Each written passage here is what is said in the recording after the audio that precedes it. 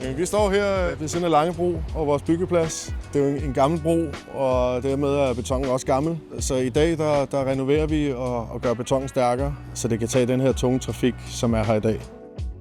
Jamen, det har allerede givet os en masse at bruge kulfiber på det her projekt, frem for den traditionelle løsning med stål og beton. Vi har jo sparet alt stålet, vi har sparet alt formarbejdet, vi har sparet den her fabriksbeton. Så alt i alt så har vi sparet noget, der hedder 1 ton stål og cirka 1 ton CO2.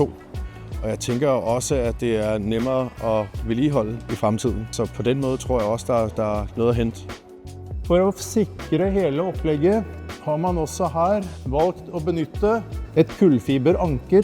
Det er en ganske ny patent som har kommet ut.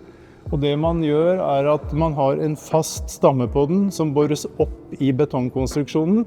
Og så sprer man disse løse fiberne over den duken som ligger nede.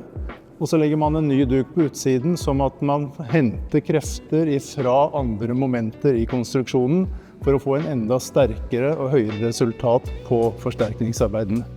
Kulfiber er utrolig stærkt, meget stærkere end det traditionelle armering. Og tidsmæssigt også er det her en meget hurtigere løsning. Mit samarbejde med Stol igennem det her har været utrolig fint. Kulfiber er jo nyt for os. Jeg har ikke brugt det selv før. Så selvfølgelig har vi gjort brug af Erik til at fortælle om hans erfaringer.